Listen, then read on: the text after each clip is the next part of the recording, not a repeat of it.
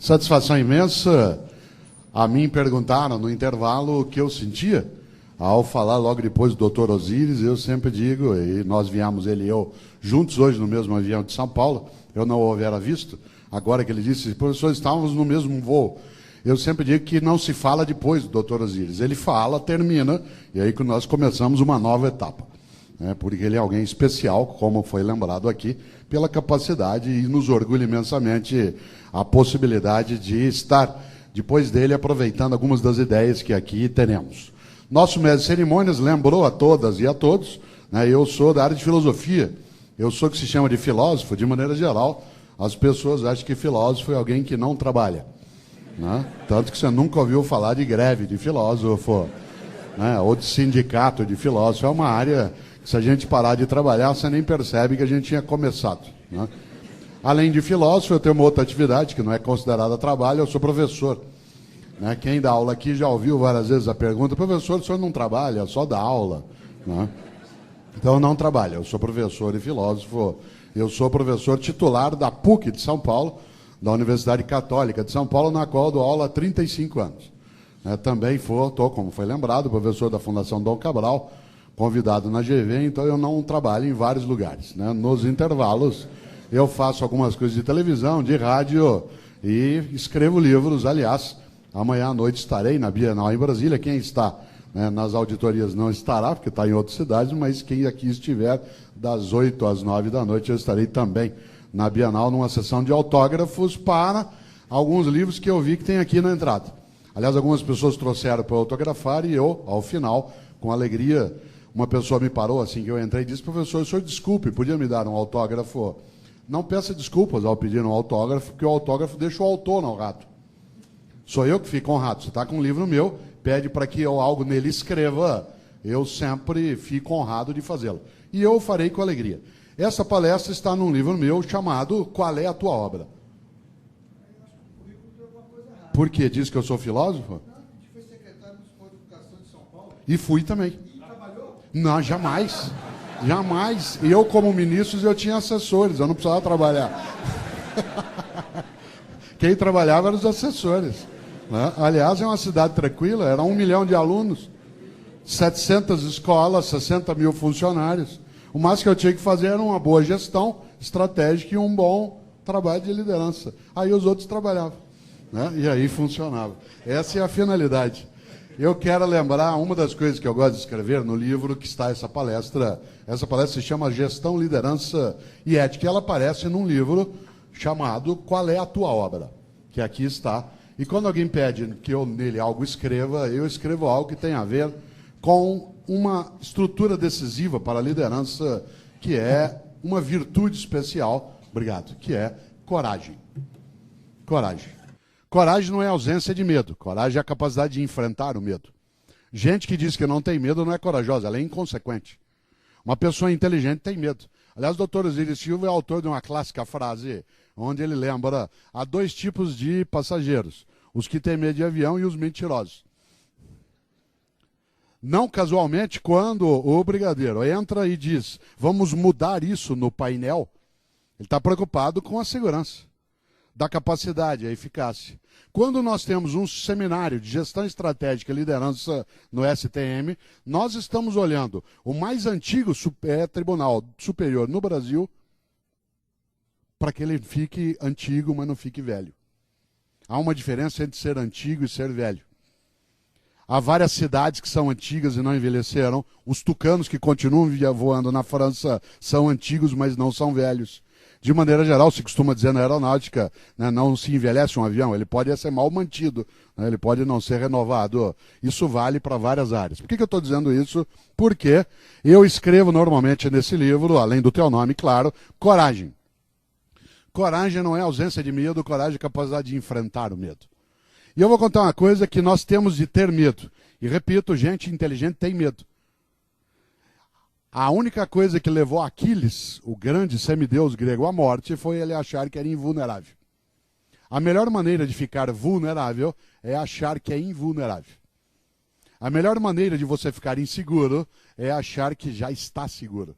Afinal de contas, aquele ou aquela que se supõe invulnerável não toma cuidado e continua fazendo do mesmo jeito que já fazia. Dr. Osiris citou Albert Einstein. Uma das frases do Einstein que eu mais gosto, além da que ele citou, é uma em que Einstein diz que tolice é fazer sempre do mesmo jeito e esperar resultados diferentes. Tolice, um sinal de tolice é fazer sempre do mesmo modo e esperar que haja resultados diferentes. Como você e eu não queremos ser tolos, nós temos que ter medo da tolice. E uma das coisas que pode nos deixar tolas e tolos na área da atividade pública é a nossa incapacidade de ter algo que marque por uma gestão que tenha de fato uma natureza estratégica. Vocês sabem que estratego é o nome que se dava a um general na antiguidade. Aqui, aqueles que são militares, especialmente no campo do exército, estrito senso, a expressão estratego, no caso do grego arcaico era estratago, da onde vem estratégia, é o nome que se dava ao cargo que hoje é o de general. É só vocês imaginarem, há grandes personagens da história antiga que foram estrategos. Um deles, Péricles.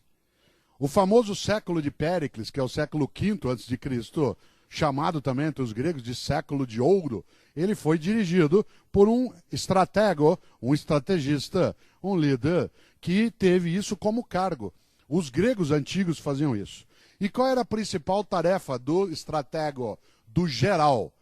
Aquilo em latim, o general. Isto é, aquele que tinha a tarefa de cuidar do conjunto. A principal tarefa de um estratego era ir até o alto de uma montanha, antes que a batalha acontecesse na planície. De maneira geral, como sabem, as batalhas ocorriam em planícies, como na planície de Maratona, aquela que deu origem a uma série de coisas do nosso dia a dia.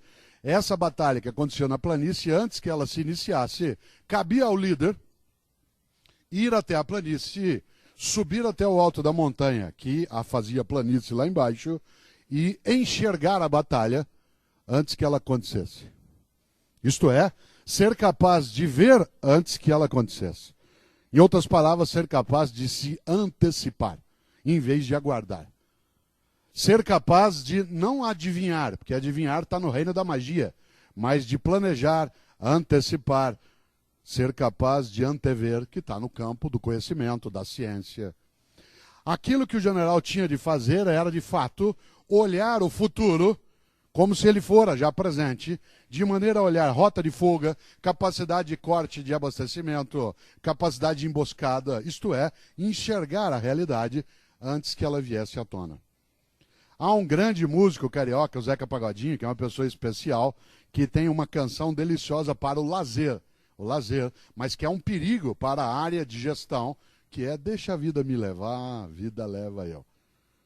Esta é a mais perigosa das forças para fazer com que você perca capacidade, competência, que é deixa a vida me levar, a vida leva eu. Vocês imaginem um tribunal como o STM, que nasce junto com o Dom João VI aqui.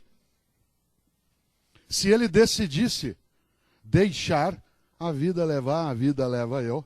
Nós estamos no século XXI, com pessoas do século XX, se bobear usando alguns métodos do século XIX.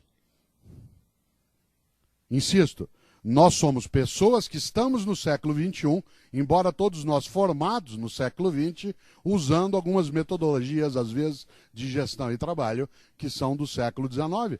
Este tribunal nasce na origem do século XIX. Nós estamos no século XXI, portanto, nós temos aí uma outra condição a pensar. Volto eu a esse polo para você e eu não esquecermos. Cuidado com o deixa a vida me levar, vida leva eu. Nesta hora, tem que pegar a frase de um grande paraibano que viveu no Rio, hoje mora em São Paulo, um homem que foi da Força Aérea, chamado...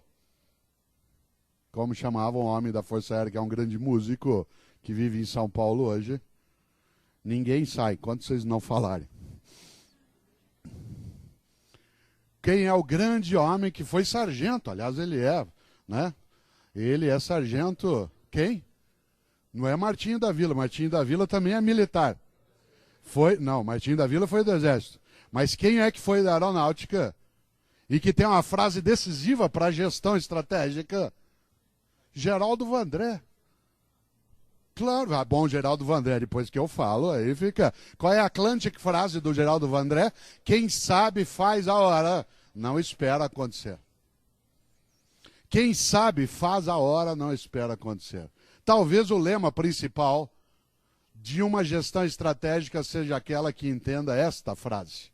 Quem sabe faz a hora, não espera acontecer. E nesse sentido, claro, a grande tarefa do estratego, do general, isto é, do líder, é fazer a hora, em vez de esperar acontecer. Hoje é um dia muito importante para isso, porque, como sabem, o dia 16 de abril, ele lembra o início da Batalha de Berlim. Aqueles aqui que estudaram história militar, sejam nós os civis, sejam os militares, sabem que a Batalha de Berlim, que levou ao final, com a ocupação da sede última do poder nazista, ela se iniciou exatamente no dia 16 de abril de 1945. E essa batalha, ela deu início àquilo que foi a libertação de uma Europa e de um mundo, de um tipo de percepção que, sem dúvida, enlouquecia, ensandecia a nossa capacidade de existirmos juntos e que tinha um apodrecimento ético muito forte, porque era pressuposta nela, nesta lógica, né, da concepção nazista, a ideia de que alguns seres humanos valem pouco e outros seres humanos é que valem bastante. Pois bem, uma das coisas que mais permitiu que no momento da retomada final, né, da subjugação nazista, se conseguisse algo especial, foi um trabalho que foi feito também por homens e mulheres de coragem, que nos países ocupados resistiram bravamente. A França, aqui mencionada várias vezes em função do uso, né, de aviação nossa também, ela gerou um movimento de resistência fortíssimo. E eu me lembro demais de um homem da resistência que era um ator de teatro e de cinema. Quem é mais idoso aqui, como eu, talvez se lembre, porque ele fez alguns filmes, né, no século XX, ele já faleceu, ele se chamava Pierre Dac. Dac mesmo de DAC, como se fosse o Departamento de Aviação Civil. Né? Pierre Dac. Pierre Dac tem uma frase que eu quero dizer agora para você e eu não esquecemos. Ela é difícil de capturar num primeiro momento, depois a gente a entende bem. Pierre Dac dizia: o futuro é o passado em preparação.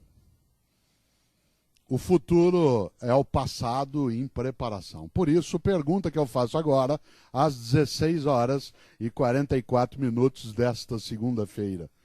Que passado nós queremos ter no STM daqui a 20, 30 anos? Qual será o nosso legado? Qual será a nossa herança? Esta geração de homens e mulheres, num superior tribunal, terá como sua herança qual ideia? Que foi uma geração que, sem dúvida, exerceu a capacidade de mudar o que é necessário e preservar o que era necessário. Uma geração que, estruturando um dos tribunais superiores desse país, é capaz de fazê-lo honrar a atividade pública com aquilo que vem conseguindo, mas que não quer envelhecer. Se o futuro é o passado em preparação, a grande pergunta volta à tona. Que passado nós queremos ter daqui a 20, 30 anos? Tanto se falou aqui, o Brigadeiro fez um elenco das atividades de encontro com, né, o Dr. Osíris, que nasceu em Bauru, onde começou a carreira um jogador de futebol de um grande time, que é o meu, né, que foi o Pelé. O Pelé começou a carreira dele em Bauru, no estado de São Paulo, e fez uma trajetória que honra também isso. Mas uma das coisas mais importantes é que Pelé sempre conta, e eu sei porque ontem eu estava num dos programas de rádio na CBN falando sobre os 100 anos do Santos, e houve uma entrevista do Pelé em que isso foi retomado. Pelé fazia gestão estratégica e tinha uma grande liderança. Não é à toa. Quando alguém perguntava a ele como é que você fazia aquelas jogadas, e eu tive a alegria de vê-lo jogar ao vivo algumas vezes. Porque eu nasci em Londrina, no norte do Paraná, mas eu me mudei para São Paulo, onde eu vivo há 45 anos. Eu me mudei para São Paulo em 1967. E a 4 quarteirões do estádio do Pacaembu. E como naquela época, menino com menos de 18 anos não pagava, eu ia ao Pacaembu às terças, quartas, quintas, sábado e domingo. Qualquer jogo. Eu vi grandes times, Palmeiras, né, vi Corinthians, vi São Paulo, vi Flamengo, Vasco, jogarem assim ao vivo, aqueles grandes times, e se perguntava como é que o Pelé, ele conseguia fazer o que fazia, algumas jogadas, atenção na expressão, algumas jogadas que não eram óbvias. E o Pelé dizia sempre algo que, antes de ele entrar em campo, os colegas dele de time contam isso. Ontem havia uma entrevista, eu estava conversando pelo rádio, aí não na Rádio CBN, mas na Rádio Globo, conversava eu com o Nenê. Quem aqui torce para o Santos sabe que foi um companheiro do Pelé também, né, nos anos 60. E eu perguntei a ele como é que o Pelé fazia para se preparar para a jogada. Eles disseram que o Pelé, antes do time entrar em campo, ele ficava no vestiário quieto, num canto, de olho fechado. E aí se perguntou ao Pelé o que ele fazia quando ele estava ali no canto de olho fechado. Ele está se concentrando. O que ele estava fazendo? Antecipando as jogadas. Isto é, Pelé dizia, eu enxergo o que vai ter que acontecer e aí vou buscar para que aconteça. Eu enxergo o que vai ter de acontecer e aí eu vou buscar para que aconteça. Não era deixa a vida me levar, a vida leva eu. É um trabalho de planejamento, como faz, por exemplo, o Barcelona. O meu time, o Santos, entendeu o ano passado o que é que significa gestão estratégica. Meu time ficou com a bola menos tempo do que o Gandula. Vocês já imaginaram? O que o meu time tinha, e que agora vai ter que aprender? Tinha iniciativa, capacidade e criatividade, tinha disposição, um grande ataque, que ele não tinha capacidade de enfrentar um time que tinha gestão estratégica há 30 anos. Que o Barcelona se prepare e é regular nessa trajetória. E aí, claro, de nada adianta toda a inventividade de alguns gênios se você não encontra a capacidade de uma liderança que organize de maneira a atualizar o modo de jogar. Quem aqui gosta de futebol deve saber que o Barcelona introduziu algo não óbvio. Eles introduziram o basquete, a lógica do basquete no futebol, que é um quadrado com um pivô solto. Um quadrado com um pivô solto. E é isso que eles fazem. A bola não fica mais do que 10 segundos com o mesmo jogador. Ele vai trocando e eles vão rodando com 4 e um fica solto. Como alguns aqui se lembram, a Holanda fez em 1974. Atenção, a coisa mais perigosa para proteger o futuro é admitir o envelhecimento das ideias, das práticas. Cuidado, uma coisa é ficar velho, outra coisa é ficar antigo. O STM é idoso. Pode ficar velho? Pode. Se ficar, lamento, todas e todos perdemos numa nação como a nossa. A Embraer, aqui lembrada, pode envelhecer? Pode, estava envelhecendo. Tanto que a situação de privatização, ela tentou lidar com uma condição dessa natureza. Cautela, é preciso lembrar que o óbvio é um perigo. O óbvio é aquilo que faz com que eu faça do mesmo modo. E gente que é vitimada pelo óbvio fica o tempo todo prisioneira do mesmo. A mesma praça, o mesmo banco, o mesmo jardim, as mesmas flores. Como chama essa música? É do Carlos Imperial, olha só. Um homem antigo como eu se lembra que é do Carlos Imperial, que nasceu onde? Espírito Santo, olha só. Que cidade? Onde nasceu Roberto Carlos, ou seja, Cachoeiro Itapemirim. Sua avó foi do Carlos Imperial. Poxa vida. Eu tinha notado uma certa semelhança. Aliás, ao contrário, né? Ele era bem diferente de você. Mas olha que coisa boa. Carlos Imperial fez a praça, que foi gravado pelo Rony Von, que além de tudo é piloto. Né? Rony Von é um homem que se dedica à aviação. Ele não era chamado de Pequeno Príncipe à toa, não só porque o Roberto Carlos era na Jovem Guarda o Príncipe, né, depois o Rei, como o grande Rony Von se inspirou várias vezes nas obras do Saint-Exupéry, que ele sim, também era um piloto, também ele era alguém ligado ao campo da aviação. E olha que coisa curiosa, embora ele tenha gravado a música, a autoria do Carlos Imperial. Carlos Imperial esse que fez uma música que lembra um alerta. Cuidado para não ficar o tempo todo na mesma praça, no mesmo banco, no mesmo jardim, nas mesmas flores. Mesmo que essa praça seja a praça dos 3 poderes. Cautela. Gente que fica o tempo todo na mesma praça, no mesmo banco, ela fica o tempo todo prisioneira do mesmo. Eu, Cortella, tenho muito medo do mesmo. No mundo de mudança de velocidade, já imaginou ficar prisioneiro do mesmo? Aliás, existe uma comunidade no Orkut com esse nome, não sei se já viu, chama-se Eu Tenho Medo do Mesmo, já viram? Eu gosto dela porque ela me lembra uma coisa, é um perigo mesmo no mundo de mudança. Ela é uma comunidade no Orkut inspirada naquela placa que fica na porta de alguns elevadores, que diz, antes de entrar no elevador, verifique se o mesmo encontra-se ali parado.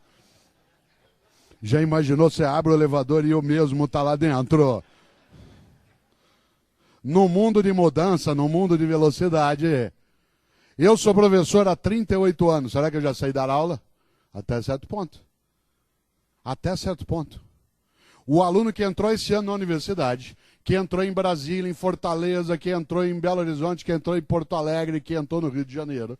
Que ano ele nasceu? 94.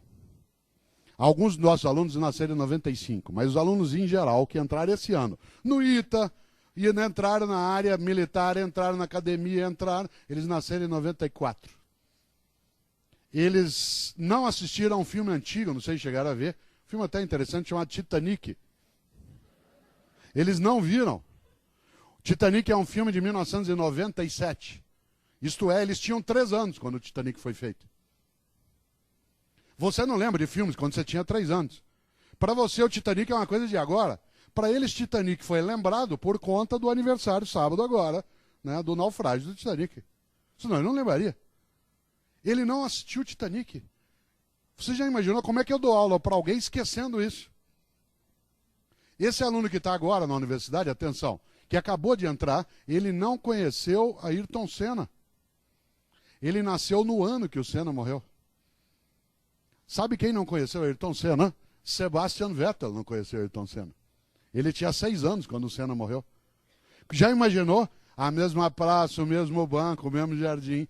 Só porque eu dou aula há 38 anos, eu achei que já sei. Perigo, eu preciso ter medo de ficar ultrapassado.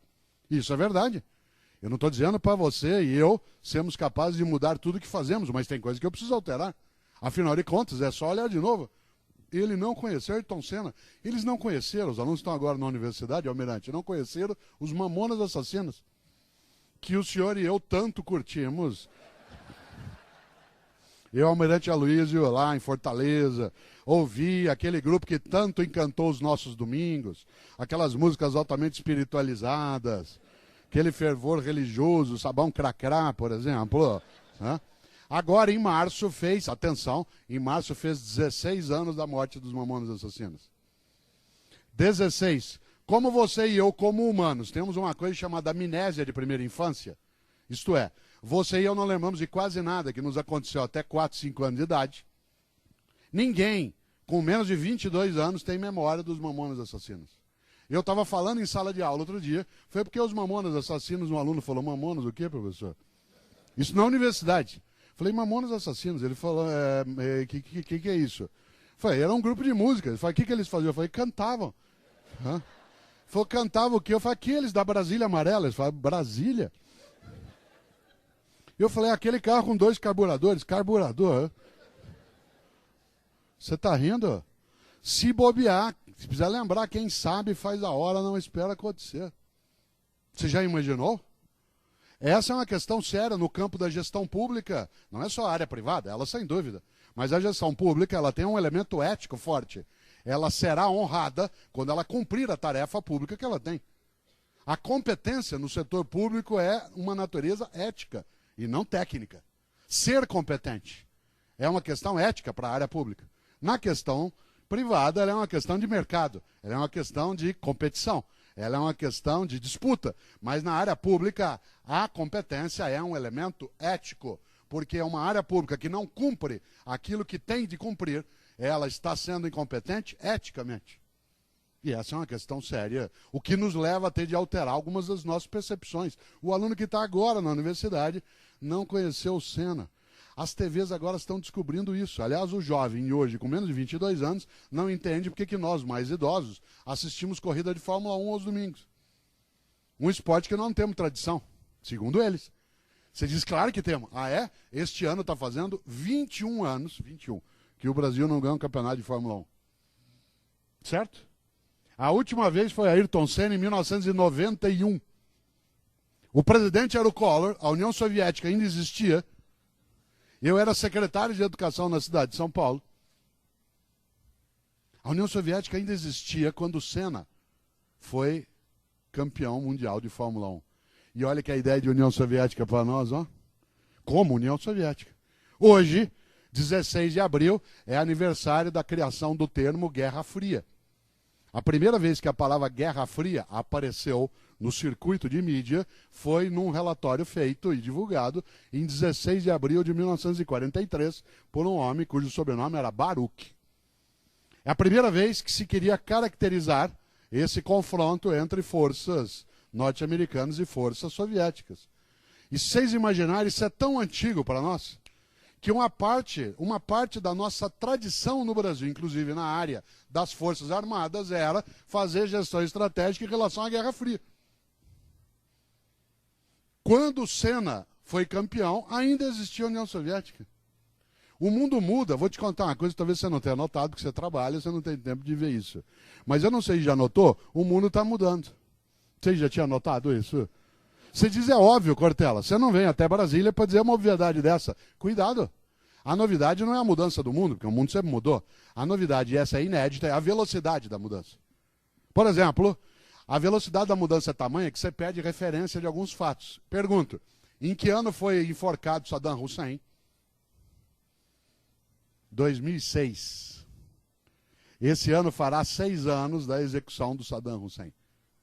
Em que ano teve aquele tsunami na Ásia, na véspera de Natal, que matou 350 mil pessoas? 2004. Fez 7 anos agora, em dezembro. Que ano morreu Lady Di? 97. Os alunos que estão agora na universidade não conheceram Lady Di. Aliás, se ele vai encontrar o príncipe, que esteve no Brasil, no Rio, há poucos dias, ele vai achar, o príncipe sim, a mãe do príncipe, ele era criança. Você já imaginou como é que eu dou aula, como é que eu planejo o que eu vou fazer, como é que eu lidero com eficácia e eficiência o meu trabalho se eu não levo em conta essas mudanças de modo, de tecnologia, de metodologia, de percepção. Diz Cortella, mas não é, né? A gente está evoluindo. Cuidado. Muita gente no Brasil esquece disso, como a gente tem um pensamento de gestão no Brasil muito influenciado pelo positivismo do século XIX, que legou o lema da nossa bandeira, que é retirado exatamente dele. Parte do positivismo tem influência darwinista. Mas é preciso lembrar que Darwin nunca usou a palavra evolução no sentido de melhoria. Quem usava evolução como melhoria era o Herbert Spencer. O Darwin usava a palavra evolução no sentido que ela tem em grego, que é mudança. Evolução significa mudança. Evolução e mudança não são a mesma coisa no sentido de melhoria. Câncer também evolui, problema também se desenvolve, encrenca também progride. Tanto que quem é da área médica que sabe, quando um de nós morre, a gente anota no prontuário do paciente, evoluiu para óbito. E você e eu podemos evoluir para óbito como pessoas e como instituições. Há várias instituições no Brasil que evoluíram para óbito. Vocês dizem, mas é uma evolução, sim, mas é uma evolução que vai para o fim. Não ficaram antigas, elas ficaram velhas. E quando você fica velho, você apodrece. Quando você fica antigo, você ganha consistência. E essa é uma coisa que só quem é antigo precisa entender melhor. É um sinal de sabedoria. Eu tenho um livro de filosofia para crianças, que eu vi que tem aqui, chamado O que é a Pergunta? O que é a pergunta? É um menino que está andando numa escola, encontra, né, um professor fala, posso fazer uma pergunta? O professor fala, sim. E o que é uma pergunta? Ele falou, sabe que eu nunca tinha pensado nisso? E aí eles vão fazer um passeio na história humana atrás das grandes perguntas da humanidade, isto é, da filosofia. Inclusive, uma hora o menino vira e fala assim, nunca houve uma mulher perguntadora? Ou seja, nunca houve uma filósofa? Né? E aí eu descrevo as matemáticas, as físicas, as poetisas. Mas essa questão, que mais marcante ali, é a nossa capacidade, como eu lembrava, de mostrar nesse livrinho, que é a pergunta, a necessidade de não envelhecer a cabeça, as práticas, a percepção, porque isso que é sinal de sabedoria. Sábio ou sábio é aquele que sabe que não sabe aquilo que não sabe. E que sabe que precisa saber, senão mergulha na ignorância. Olha que coisa curiosa. Se vocês imaginarem, isso vale. Num mundo de mudança veloz, eu preciso cautela para não ficar velho. Eu posso ficar idoso. Um dos meus filhos, o André, que tem 34 anos, é o que tem mais idade. Aliás, dos vários filhos, ele é o que tem mais idade. E ele faz o prefácio de um dos meus livros. Em casa, são sempre meus filhos que fazem os prefácios dos meus livros. Esse livro que eu mencionei, onde está essa palestra, o Qual é a Tua Obra, foi a Ana Carolina, minha filha, que mora em Florianópolis, com o marido, que fez o prefácio. Aliás, ela conta no prefácio uma coisa sobre um dos tribunais superiores, porque ela é advogada criminalista, e quando ela tinha 27 anos, 27, ela estava em Brasília para entrar numa audiência, numa sustentação oral com os ministros do STJ. E você imagine, aos 27 anos de idade, uma menina que vai entrar para uma sustentação oral com o ministro. A perna dela não parava no lugar. Aí ela me ligou, ela conta isso no prefácio. Ela me ligou no celular e falou: pai, pelo amor de Deus, eu vou entrar para uma sustentação, é a primeira vez com ministros, minha perna não para no lugar. Como é que eu faço para ser segura como você? Eu falei: espere 30 anos. Existe uma coisa chamada maturação, sabedoria, faz parte da gestão estratégica.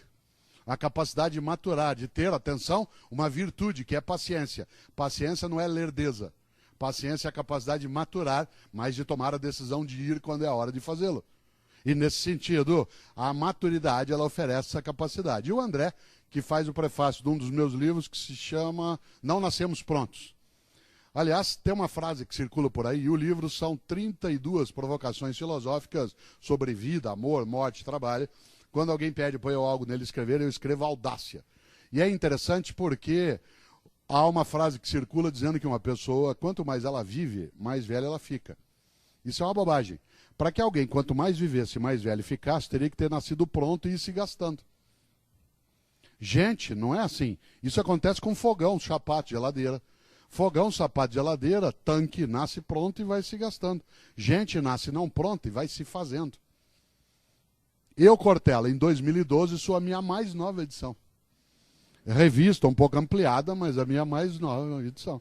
Por isso que o Brigadeiro disse aqui que o Dr. Osíris era um jovem velho. Ou um velho jovem. Claro que quando usou a expressão velho, estava querendo dizer que ele era idoso, porque não tinha envelhecido.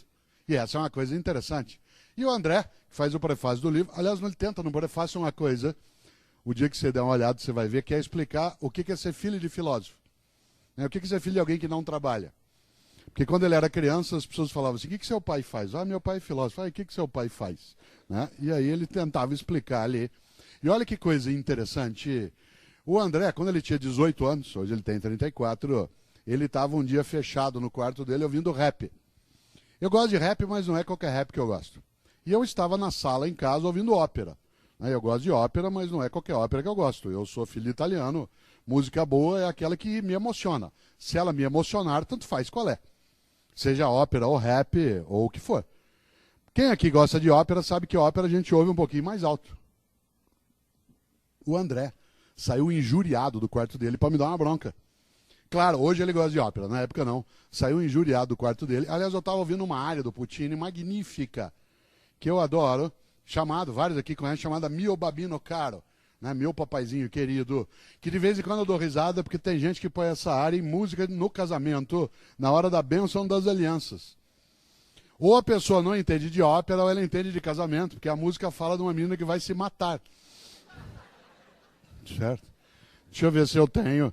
E é curioso, porque a pessoa coloca na hora da bênção das alianças, todo mundo se emociona. Quem aqui se lembra? É uma coisa belíssima. Mio Babino Caro, meu papaizinho querido. Né? Ela diz: ou o senhor me dá esse anel de noivado, ou eu me mato, eu me jogo aqui no Rio Arno, que ela está ali em Florença, na beira do Rio Arno. E ela de fato se mata, e a pessoa põe, quer ver que bonita?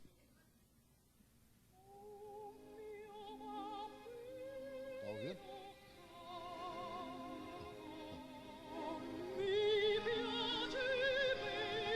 Tenha piedade de mim.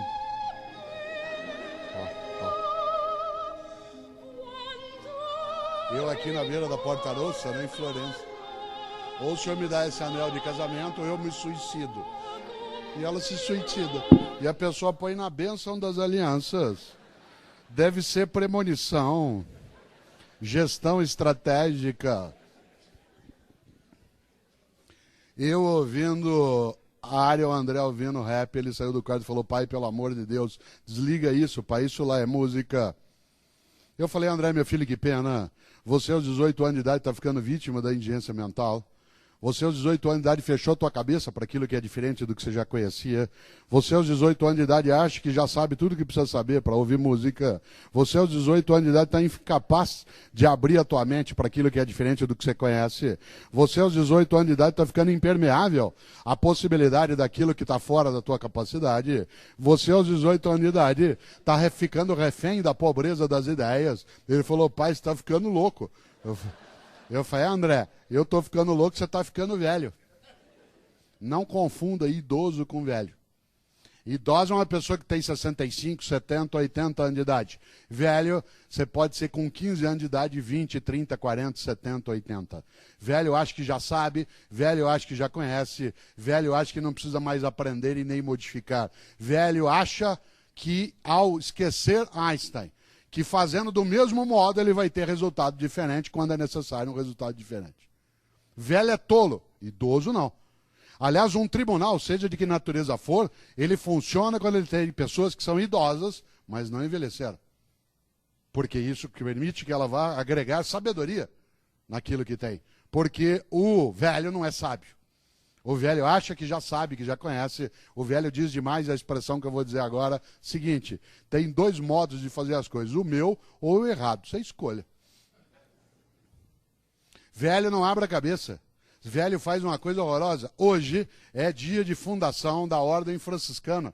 Como vocês sabem, né, a Ordem Franciscana foi fundada exatamente em 16 de abril de 1209. E se vocês olharem, Francisco de Assis se inspira para a Ordem Franciscana, um pouco no estilo de vida de um grande homem do século VI, que foi Bento, fundador dos beneditinos. Quem está aqui agora no Rio de Janeiro sabe, nós assistindo, ou quem aqui é do Rio, o Rio de Janeiro tem um belíssimo mosteiro beneditino, logo próximo ali à Perimetral, na área central, que fez aniversário agora, 25 de março, foi quando ele foi fundado, em 25 de março de 1590, aquele belíssimo, né? Recife também tem, São Paulo tem um belíssimo mosteiro beneditino, mas eu gosto demais dos beneditinos, que inspiraram Francisco, 6 séculos depois, numa regra dos beneditinos, que eu acho que toda organização deveria tê-la, no serviço público, nos tribunais, na área de gestão, que é a regra de número 34. A regra 34 de São Bento punia o monge, era um regulamento, como se fosse um RDE. O regulamento, ele dizia explicitamente na regra 34, é proibido resmungar.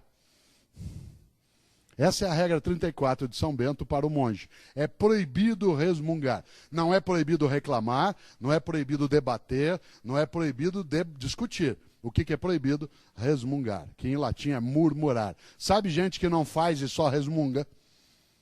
Gente que passa o tempo todo amaldiçoando a escuridão em vez de acender vela. Porque gente que resmunga é aquela que acha que não vai dar certo.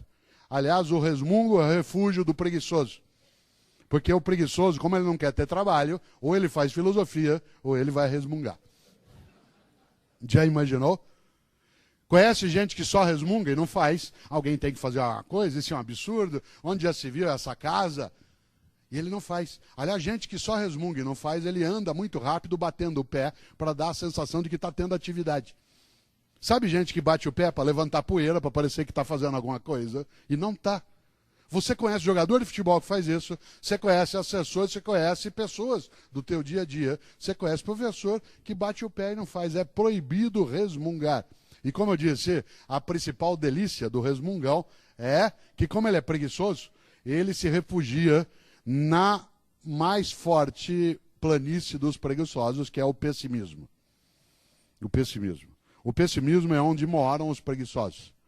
Conhece o pessimista? O pessimista gasta boa parte do tempo que ele tem para tentar provar que aquilo não vai dar certo, em vez de usar o mesmo tempo para que aquilo dê certo. Aliás, o pessimista, ele é alguém preguiçoso porque ele não tem trabalho nenhum.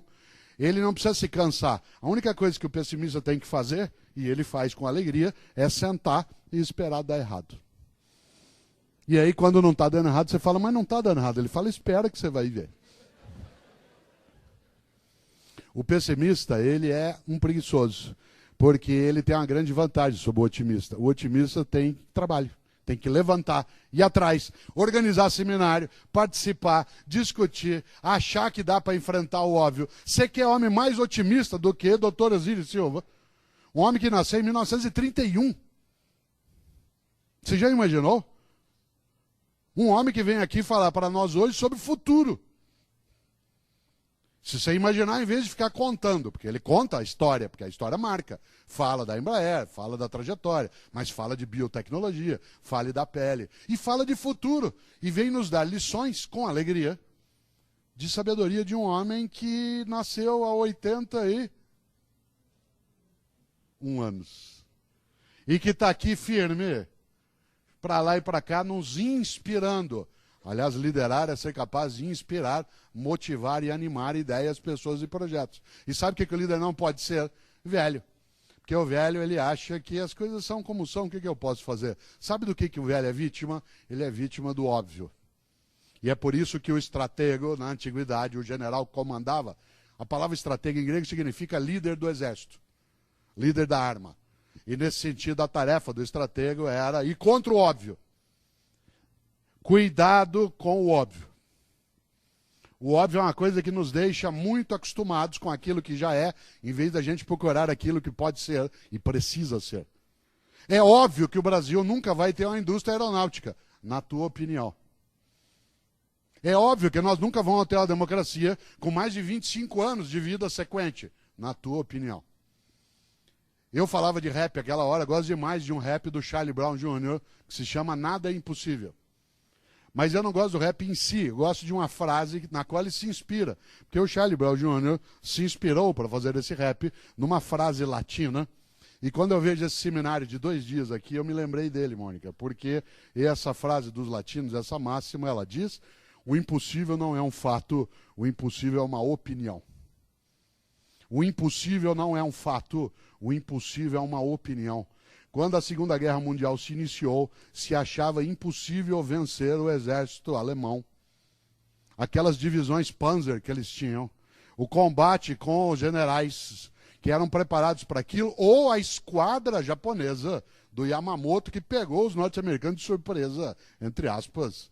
No dia 7 de dezembro de 1941, um grupo de homens e mulheres se juntou e disse: o impossível não é um fato, o impossível é uma opinião. Você já imaginou? É impossível o Brasil ser uma das grandes economias do mundo, na tua opinião. É impossível os nossos tribunais superiores a modernizarem a sua gestão, na tua opinião.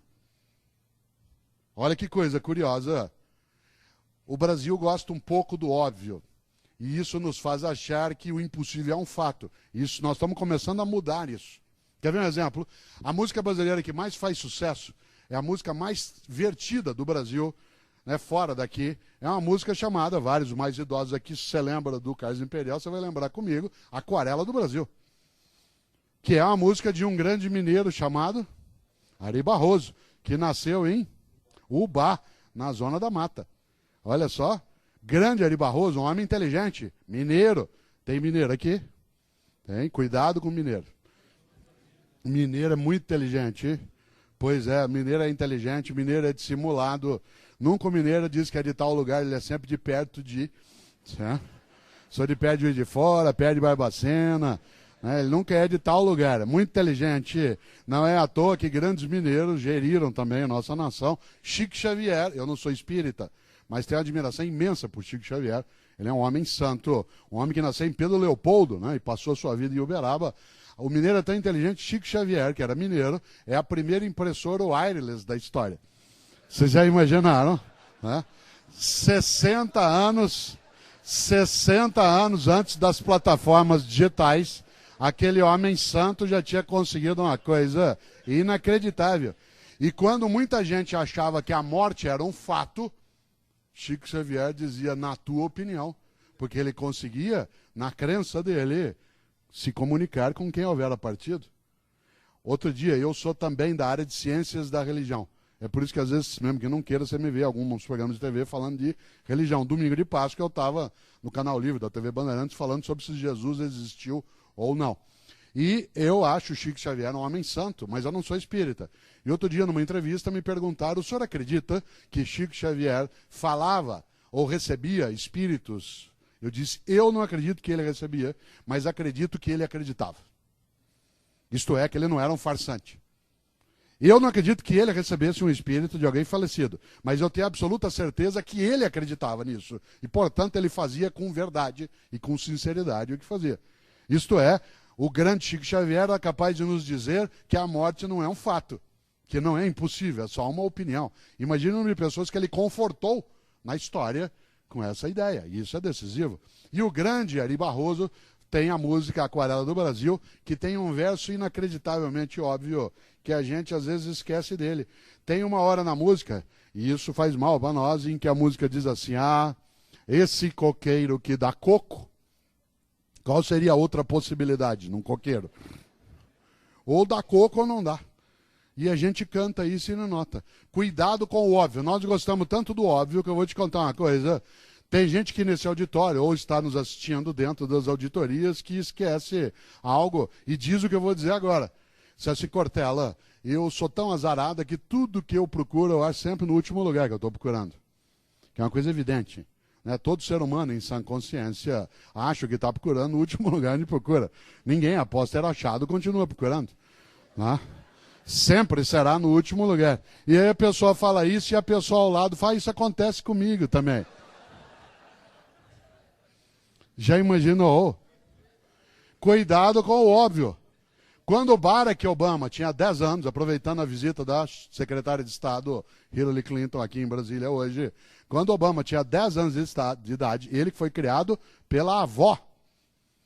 Ele chegou para ela aos 10 anos de idade e falou assim, vó, eu vou ser presidente dos Estados Unidos. Já imaginou se ela vira para ele e fala assim, menino, você cheirou cola?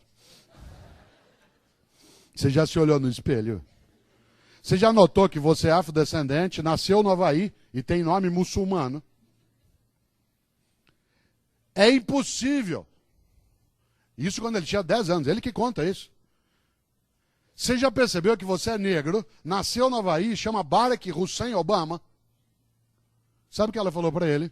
Vai que você pode. Daí ele tirou o lema, yes we can. Claro, vai que você pode. Está indo para a segunda eleição agora, numa disputa que precisa ser feita, que é mais um capítulo da Guerra Civil Norte-Americana, que não acabou até hoje, mas que está lá. Olha que coisa interessante, coisa curiosa. O impossível não é um fato, o impossível é uma opinião. Imagine se eu estivesse aqui no Superior Tribunal Militar no dia 16 de abril de 1992. Isto é, há 20 anos. Eu era secretário de Educação na cidade de São Paulo, o presidente era o Collor, nós não tínhamos mais nenhum campeão na Fórmula 1, aí eu venho aqui ao STM e digo para vocês o seguinte, gente, presta atenção no que eu estou dizendo, esse país, vocês vão ver, se vocês estiverem vivos, vocês vão ver, daqui a 20 anos vocês vão ver, esse país vai decolar, o dia que a gente estiver na presidência da República, um professor de sociologia, um torneiro mecânico sem escolaridade formal completa e uma mulher mineira. Se olhar para mim e falar assim, Cortella, você cheirou cola. Goste você ou não das pessoas que eu estou mencionando, isso é um fato. Se eu há 20 anos, no dia 16 de abril de 1992, dissesse aqui dentro, não tinha ainda desse modo com essas cadeiras, eu dissesse exatamente o que eu vou dizer agora. Esse país vai decolar o dia que a gente tiver na gestão da presidência, um professor de sociologia nascido no Rio de Janeiro, um torneiro mecânico sem escolaridade, nascido em Pernambuco, e uma mulher mineira que fez carreira no Rio Grande do Sul. E ainda vou contar uma coisa para vocês. Em março de 2012, se você estiver vivo lá, você vai ver daqui a 20 anos. Essa mulher vai estar na Europa vendo se empresta dinheiro para o FMI. Para a Alemanha, para a França, para a Itália, para a Grécia, para a Irlanda, para Portugal, para a Espanha. O impossível não é um fato, ele é uma opinião. Você já imaginou? Aliás, a Grécia, berço do Ocidente, o mundo ocidental nasceu na Grécia e talvez termine lá. Já imaginou? Já a crise é tamanha, general, que estão alugando agora a Acrópole, não sei se o senhor leu, para fazer a Igreja Universal do Reino de Zeus.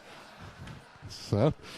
Alugando a Acrópole para a Igreja Universal do Reino de Zeus. Já imaginou? Cuidado com o óbvio. Meu filho mais novo, o Pedro, que é jornalista, correspondente, estava no Marrocos. até esta semana. E agora ele foi designado para... Ele estava cobrindo esporte, rally no deserto, no Marrocos, e agora o mandaram para a Grécia, para onde ele vai, para cobrir parte da crise e a discussão lá na Grécia. Essa semana ele se muda para a Grécia por um tempo. E, curiosamente, eu queria lembrar isso pelo bom que é não querer envelhecer. O Pedro, no final do ano passado, a emissora com a qual ele trabalha, o chamou e a outros e disse: vocês podem escolher para onde vocês vão ser correspondentes para fazer a cobertura da pré-Olimpíada, que será em Londres. Ao Pedro foi oferecido ou ir para a Austrália, ou ir para a Espanha, ou ir para a Jamaica, ou ir para o Marrocos. Pois ele escolheu o Marrocos. E eu fiquei numa alegria imensa.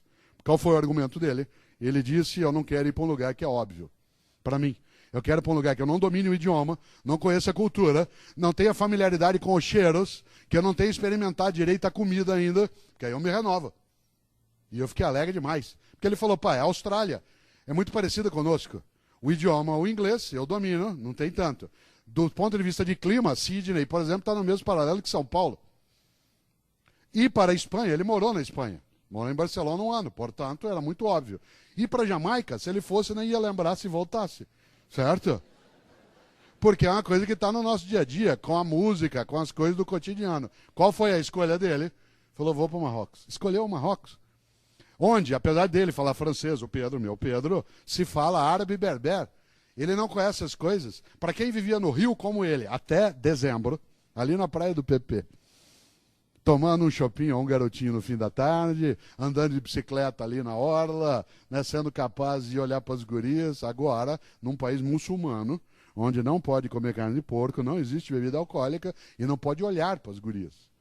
Certo? Significa o quê? Que ele escolheu o pior? Não, ele escolheu o melhor para ele, porque aos 28 anos de idade, o que ele quer? Não ser vítima do óbvio, não envelhecer. Isto é, a capacidade de construir aquilo que nos renova. E eu falei para o André, eu estou ficando louco, você está ficando velho. Cuidado para não ficar velho. Atenção, velho é uma pessoa que acha que já sabe, que já conhece, que não precisa mais mudar. Idoso é uma pessoa que tem bastante idade. E o idoso, acima de tudo, é alguém que não resmunga. Ele vai buscar. Quem sabe faz a hora, não espera acontecer. A lógica do velho é: deixa a vida me levar. Vida leva eu, cautela. O que eu quero dizer com isso? Lembrando que a tua atividade aqui comigo, para o teu desespero, vai até 17h45, né? E depois a gente abre, se você tiver alguma questão, dúvida, ódio ou trauma, né, às 17h45. Portanto, nesse tempo, aliás, quem nos assiste pode também fazer perguntas, mandá-las, que na última parte, né, das 17h45 até as 18h, nosso mestre de cerimônias vai organizar aqui conosco. Qual que é o seu nome? Rimac. O Rimac e eu vamos organizar um pouco aqui. Olha que coisa curiosa. Eu quero aproveitar esse tempo que você tem, de 22 minutos, para pensar algumas coisas. Qual é a tarefa do líder? Qual é a tarefa da líder? É uma liderança que entenda a necessidade de mudar. Mudar não significa criar o inédito. Muitas vezes, inovação não é a criação do inédito, mas é também dar vitalidade ao antigo. Inovação não é sempre criação do inédito, é também dar vitalidade ao antigo. Você hoje à noite, se for sair para jantar aqui em Brasília, você não vai procurar um restaurante só porque nele está escrito na porta: temos os melhores fornos micro-ondas de Brasília. Mas se tiver escrito tem fogão a lenha, você vai. Inovar não é sempre criar o inédito, várias vezes é dar vitalidade ao antigo. E nesse sentido, algumas pessoas temem a inovação, porque elas acham que isso vai tirá-la do lugar. E é preciso tirá-la. Vou lembrar uma coisa que quem é da Marinha aqui conhece muito bem. Na vida é preciso ter raízes e não âncoras. A âncora imobiliza, estaciona, a raiz te alimenta. Cuidado, em relação ao passado eu preciso ter raízes e não âncoras. Se nós fôssemos movidos a âncoras, nossas naves ou belonaves não se deslocariam. Ficar ancorado é algo que pode ser confortável, mas é exatamente o campo da nossa grande marca negativa que você e eu podemos ser atingidos, que é a mediocridade. E você e eu não queremos mediocridade. A liderança é aquela que afasta a mediocridade. Já imaginou se o Amir Klink gostasse de âncora? Claro que a âncora é necessária. É claro que gestão estratégica não é ficar mudando tudo o tempo todo, mas é a capacidade de olhar onde precisa mudar. Olha aqui na minha mão, se você puder. Daquilo que vem do passado, nós temos que separar duas coisas. Aquilo que é arcaico e aquilo que é tradicional. Arcaico é o que vem do passado e tem que ser descartado, deixado de lado, superado. Tradicional é o que tem que ser guardado, protegido, levado adiante. Por exemplo, nossas bandeiras são tradicionais. Elas não são arcaicas. Há coisas que são arcaicas já no teu dia a dia. Por exemplo, as crianças hoje na escola não entendem mais por que o símbolo do e-mail é um losango com um X. Fica claro? No computador delas, chega hoje para ela mandar um e-mail, o símbolo do e-mail é um losango com um X, isto é, algo que ela nunca viu, ou seja, um envelope. Isso é ultrapassado para elas. Elas não fazem ideia do que é aquilo. Um envelopezinho. Para ela, diz, professor, por que tem esse losango com um X? É um envelope. Você diz coisa, precisa cautela, para não ficar ultrapassado. Já imaginou, você está conversando com alguém mais jovem aqui no tribunal, aí você vira para ele, ele fala algo que não fica claro, diz assim, não caiu a ficha. Ele fica olhando para você. Ele nunca viu uma ficha na vida. Ele não faz ideia do que você está falando. Você já pensou? Guarde o que eu vou dizer, ninguém aqui em Brasília, ou em todas as auditorias, ninguém com menos de 25 anos, além de não conhecer o Senna, além de não curtir Fórmula 1, ninguém pôs a mão numa máquina de datilografia. Você já imaginou? Só por curiosidade, por favor, levante a mão aqui nesse auditório e olhe em volta. Quem aqui fez curso de datilografia, por favor? Ó, passou horas e horas, ASDFG, CLKJH, ASDFG, espaço. Guardou o diploma num quadrinho, escreveu no currículo exímio datilógrafo. Teu pai falou, se você não fizer curso de datilografia, você não vai ser ninguém na vida. ASDFG. E para fazer concurso, esse mês é o mês de entrega do imposto de renda da pessoa física. Até há alguns anos você fazia a máquina. A máquina punha o formulário. E ainda tinha uma máquina moderna, que o dia que o tribunal comprou foi uma alegria, aquela que tinha um corretivo, que você apertava, ela voltava, punha uma esfera, tirava, punha outra. Quando foi isso agora? O Senna estava morto já. O Senna já tinha morrido e você entregava formulário feito à máquina. Olha a velocidade e a mudança. Vou te contar uma coisa. Durante séculos na história da humanidade, a área militar é responsável por isso, no bom sentido. Durante séculos na história, nós quisemos ter um telefone. Isto é, falar à distância. Utilizamos mensageiro, como é o caso de maratonista na batalha. Utilizamos fumaça, tambor, o que deu. Na metade do século XIX, nós inventamos o telégrafo. O telégrafo, você escreve à distância. No final do século XX, o telefone, mas ele fixo. No final do século XIX, o telefone. No final do século XX, o telefone móvel. Isto é, vai com você onde você quiser. Enquanto você está assistindo palestra, você fica fazendo outra coisa. Olha só. Para lá e para cá. Que coisa. Agora guarda o que eu vou dizer. Teu filho, teu neto, teu funcionário com menos de 25 anos não usa isso para escrever. Para falar, desculpa. Ele usa para escrever. Ele não usa para falar. Você sabe quando alguém é idoso, porque ele usa isso para falar. Você está dirigindo teus dois filhos no banco de trás, um conversando com o outro por mensagem. Eles reinventaram o telégrafo. Você quer ver o que é gestão estratégica? A área de telecom, ou seja, as empresas de telefonia, mudaram o foco do negócio. Até há 5 anos, o foco do negócio era cobrar por pulso. Porque as pessoas falavam nisso. Hoje, ela dá gratuidade dentro da mesma operadora e ela cobra por mensagem. Porque esse é o novo ramo do negócio. O novo ramo do negócio não é o pulso. Falar não é nada. O negócio é cobrar por torpedo, por SMS. Com todo respeito ao falar de torpedo com a Marinha próxima aqui. Certo? Já imaginou? Você já imaginou? Vocês já leram? Quem é da Marinha conhece a história da Rainha Vitória. Né? A Rainha Vitória, no final do reinado dela na Inglaterra no século XIX, na Grã-Bretanha, ela foi apresentada a um navio que andava debaixo d'água. E a grande coisa do charme do navio que andava debaixo d'água, o submarino, é que ele podia atacar o inimigo por baixo d'água. E por que a Rainha Vitória não aprovou? Ela não aprovou o uso do submarino no reinado dela, porque ela disse, e o inimigo não vai ver a nossa bandeira? É outra questão. Ela está preocupada com uma outra coisa. E é claro que o século XX foi um século em que boa parte dos confrontos grandes foram decididos entre nações com o uso de submarinos. Certo? E com aviação, é claro. Desse ponto de vista, o teu filho, o teu neto, teu sobrinho, teu funcionário não usa isso para falar, ele usa para escrever. E ele faz uma coisa inacreditável. Ele usa o polegar. Você já pensou? Porque eles esqueceram jogando videogame. E as novas tecnologias, até carro, está saindo com marcha no volante. Ou você habitua a usar esses dois dedos, ou você vai ficar chupando eles. Certo? Em breve. Você sabe quando alguém é idoso porque ele faz isso que eu vou fazer. Ele segura com uma mão e faz com a outra. Até de costas, você sabe, porque ele balança que nem uma galinha. Você já imaginou no mundo de mudança qual que é o maior medo que o STM tem que ter de ficar velho? Um nível dentro do nosso judiciário, que vem junto com a família real, que já tem a sua história, embora tenha mudado de nome, persiste na sua trajetória, o grande risco é ficar velho. Idoso tem que ficar. E quando que você e eu ficamos velhos? Quando a gente acha que já sabe, que já conhece. Para isso, quero aproveitar esses 15 minutos teus de pânico para pensar essa ideia.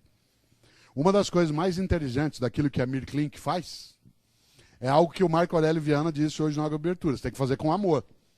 Senão você não faz. Faz de maneira burocrática. A segunda coisa é o que o próprio Amir Klink sempre fala. Ou seja, a capacidade de planejar, organizar, estruturar. E aí vai. Será que Amir Klink tem medo? É óbvio. Se ele não tivesse medo, ele não estaria vivo. Todo ano ele pega o Paraty 2, vai e volta. Ele diz, mas já foi o ano passado. Mas mudou o cenário, o jeito, o equipamento. Mas eu já faço isso há 20 anos. Mas não é mais o mesmo tipo de... Ele é uma pessoa que tem audácia. Cuidado, não confunda audácia com aventura. Ser audacioso não é ser aventureiro. Aqui os militares, os civis não entendemos tanto, mas os militares sabem o quanto é necessário audácia para a atividade militar, mas jamais aventura, porque o aventureiro morre no combate. O audacioso, ele se prepara, pensa, organiza e vai. Por isso, por exemplo, a modernização do judiciário no Brasil, em qualquer nível, tem que ter audácia, mas não pode ser aventureira. Porque o aventureiro, a regra dele é vamos que vamos. Primeiro a gente enlouquece e depois vê como é que fica. Enquanto que o audacioso é aquele que planeja, organiza, vai. Vou dar um exemplo. Quer ver um homem absolutamente audacioso? Amir Klink, cujo nome está ali. Ele planeja, avalia, estrutura e vai. Está ali escrito aqui à distância onde você está, não dá para ler. Pense num brasileiro que não é audacioso, mas era aventureiro. Infelizmente, um conterrâneo meu, aquele padre paranaense com os balões. Audacioso? De jeito nenhum, aventureiro. Falaram para ele, padre, não faça isso. Vai bater um vento em Antonina amanhã, vai desviar os balões. Ele falou a frase mais tola que alguém pode dizer. Ele disse, pode deixar, eu sei o que eu faço. Eu sempre fiz isso. E aí ele achou que ele controlaria. Morreu com 2 aparelhos GPS grudados no corpo, sem bateria. O corpo foi parar no Rio de Janeiro. Que pena. Aliás, ele falou uma coisa pior. Ele disse, na sexta-feira, quando disseram a ele, cuidado, amanhã vai bater um vento no litoral paranaense. Ele disse, eu não tenho medo. Disse, Deus falou comigo ontem e disse que eu posso ir. Eu sou da área de ciência da religião. Na minha área, a gente diz que enquanto você está falando com Deus, você está na área da teologia. Quando você acha que ele responde diretamente, é psiquiatria. O número de vezes que Deus fala com alguém diretamente na história não é tão grande assim. E talvez ele não fosse ocupar Deus de um padre levantando com um monte de balão, né, com tanta coisa séria para fazer dentro do planeta. Mas a audácia não é aventura. Por isso, por exemplo, uma gestão estratégica ela precisa ser pensada como aquele ou aquela que olha o passado e vê do passado o que tem que ser cuidado, preservado, guardado. Não é à toa que a gente tem as pinturas com grandes homens da nossa história. Isso é tradição, está atrás dessas paredes aqui. Tradição. Outra coisa é o arcaico. O arcaico é o superado, é o descartável, é o envelhecido. Você e eu sabemos disso. encrenca grande, a gente na vida, seja como indivíduo, seja como instituição, tem a tendência a grudar. O que impera na nossa vida, de maneira geral, é a primeira lei de Newton, a inércia. Todo corpo, a menos que haja um movimento contrário, ele tende ao repouso. E nós tendemos ao repouso. Tem dia que nós temos que nos mexer. O grande mineiro, Guimarães Rosa, médico, dizia, o sapo não pula por boniteza, pula por precisão. O sapo não pula por boniteza, ele pula por precisão. E você e eu pulamos por precisão. Por exemplo, agora no Brasil, depois de 25 anos de uma democracia mais estável, de uma sociedade que começa a lidar com as suas questões mais fundas, nós sabemos que está na hora de mexer no nosso executivo, no nosso judiciário, no nosso legislativo. Às vezes você recebe pressão de fora, às vezes você recebe pressão interna, às vezes é por convicção, mas não dá para ser do mesmo jeito que era. Você já imaginou? Eu dou aula há 38 anos, será que eu já sei dar aula? Vou contar uma coisa.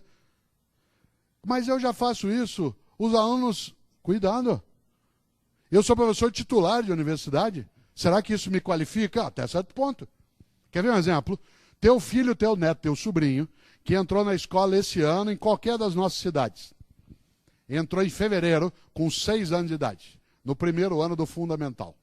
Fundamental aqui, que alguns fizeram com o nome de primário, outros fizeram com o nome de primeiro grau, e agora é fundamental. Pois bem, ele entrou com 6 anos de idade, para ser formalmente alfabetizado por nós. Atenção, antes de pôr o pezinho na sala de aula, para ser formalmente alfabetizado por nós, ele já tinha assistido 5.000 horas de televisão. Atenção, teu filho, teu neto, teu sobrinho, meu aluno, no primeiro ano do fundamental, antes de pôr o pé na sala de aula, para ser formalmente alfabetizado, já tinha assistido 5.000 horas de televisão. Como é que eu lidero um processo com competência para preservar o valor ético do que faço, se eu não tiver uma gestão que pensa aquilo que precisa ser e descartar o que não serve mais e proteger o que precisa ser levado adiante, se eu não prestar atenção? Antes de pôr o pé na sala de aula, ele assistiu Discovery Channel, National Geographic, Globo Repórter, novela, filme de violência, horário eleitoral, CPI, programa de auditório, filme pornográfico.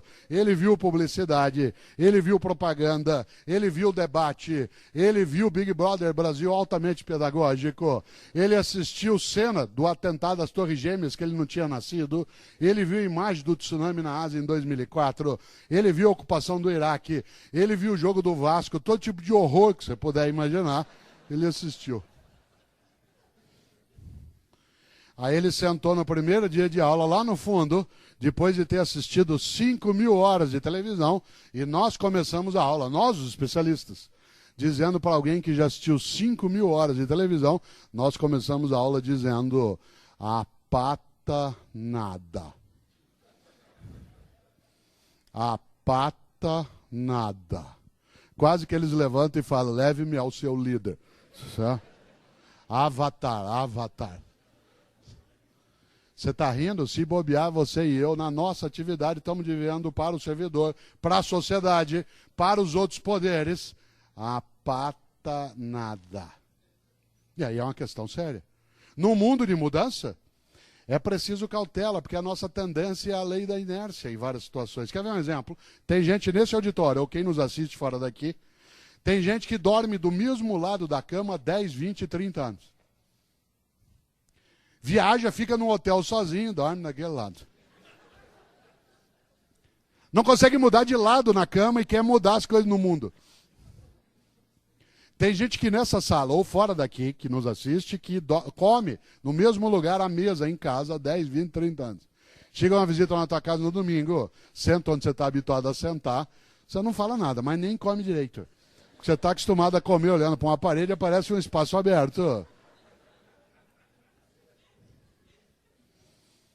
Não tem lugar marcado aqui nessa sala, exceto as poltronas que estão reservadas. Daqui para lá, cada um sentou onde quis. É provável que você, ao voltar para cá amanhã, para o segundo dia, vá sentar onde você está agora. E se você chegar aqui amanhã cedo e alguém estiver sentado onde você está agora, você não fala nada porque você é educada. Mas você pensa, ué, o que ela está fazendo no meu lugar? Cuidado. Cautela. Há pessoas que passam a vida aguardando. Eu tenho um livro que eu gosto muito, que alguns trouxeram para autografar, e como eu disse, ao final, né, às 18 horas, se alguém tiver algum lá, estarei, ou amanhã na Bienal, às 20 horas, no estande da Vozes. Eu tenho um livro chamado Não Espere pelo Epitáfio. Lembra do epitáfio dos Titãs? Eu devia ter amado mais, sonhado mais, ter visto o sol nascer. Não espere pelo epitáfio. Tanto que quando eu vou autografar, escrevo vida. Porque há pessoas que passam o tempo todo esperando pelo epitáfio. E aí eu quero lembrar algo. Cautela, a patanada está à nossa frente. E eu quero aproveitar esses teus 6 minutos de desespero para pensar um pouco essa ideia. Nós tivemos aqui hoje e teremos amanhã homens e mulheres que, refletindo conosco, nos ajudam a pensar algo decisivo. Como fazer com que este Superior Tribunal Militar fique idoso sem envelhecer? Com que cada um e cada uma de nós, em qualquer nível de atividade que estiver, não envelheça as ideias, as práticas, as percepções. Porque a questão não é ter conhecido Ayrton Senna, é ter deixado a cabeça lá. O problema não é ter assistido Titanic, é tendo assistido ter deixado a cabeça lá. Porque ter assistido o Titanic e estar aqui agora é um bom sinal que você está vivo. Agora, cautela. É preciso cautela, mesmo para não envelhecer. Com coragem, com vitalidade e, acima de tudo, claro, com audácia. E nesta hora, o que é a liderança? A liderança é aquela que inspira a renovação, a vitalidade, em vez de fazer uma coisa perigosa. E é dela que eu quero falar nesses teus 5 minutos finais. E aí, como eu disse, a gente abre, às vezes você tem uma dúvida, um comentário, uma reflexão, um trauma, um ódio, né? E a gente o trabalha aqui. Eu não trabalho, mas você trabalha e a gente vê como é que isso pensa numa coisa. Cautela. Aqui atrás, nessa parede, eu vi a imagem, a pintura de grandes brasileiros. Nós tivemos aqui hoje no palco, antes da minha fala, um grande brasileiro. Há pessoas que, em vez de se inspirarem em grandes homens e mulheres da nossa história de fora daqui, um homem como Sócrates, como Jesus de Nazaré, como Martinho Lutero, como Siddhartha Gautama, como Zumbi dos Palmares, um homem como Martin Luther King, uma mulher como Madre Teresa de Calcutá, ou como Irmã Dulce. Irmã Dulce. Meio século mais de uma história em que ela, encurvada, 27 anos, com dor, dormindo sentada, ia para a Cidade Baixa, em Salvador, recolher alimento para alimentar as pessoas. Hoje atende 60 mil pessoas por dia. Se ela, há meio século, pouco mais, dissesse a ela, irmã, larga disso, a senhora volta lá para Sergipe, para São Cristóvão, onde a senhora morava, fica lá tranquila. É impossível fazer uma obra social. Talvez ela tenha pensado, o impossível não é um fato, o impossível é uma opinião. Em vez de se inspirar nisso, sabe em quem muita gente se inspira? No Mendes Sá. Lembra-se do Mendes Sá? Um dia uma professora de História do Brasil dava aula sobre os governos gerais, aí ela falou sobre o Tomé de Souza, falou sobre o Duarte da Costa. Quando ela estava falando sobre o Mendes Sá, ela viu um aluno distraído lá no fundo, e claro, como a gente costuma fazer, para pegá-lo, virou e falou assim, Paulo, o que fez Mendes Sá? Ele disse, fez o que pôde.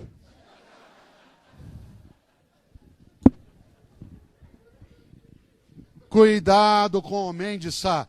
Gente, nós temos que ter uma maior integração de atividades no STM, eu faço o que eu posso. Gente, nós temos que lembrar que, eticamente, nosso principal legado é a competência. Eu faço o que eu posso. Gente, nós temos que modernizar algumas coisas que não estamos habituados e proteger. Eu faço o que eu posso. Cautela. No Brasil nós temos uma coisa perigosa que é a síndrome do possível. Você leva teu carro no mecânico hoje à noite e diz, olha, meu carro está com um barulho estranho. Ele diz, vou fazer o possível. Você vai a um médico e diz, doutor, estou com uma dor no pâncreas. Ele diz, vou fazer o possível. Você chega para um diretor, olha, eu estava precisando disso, vou fazer o possível. Você desanima. Nessa hora, aproveitando a visita da secretária Hillary, nessa hora nós temos que aprender uma coisa com os norte-americanos.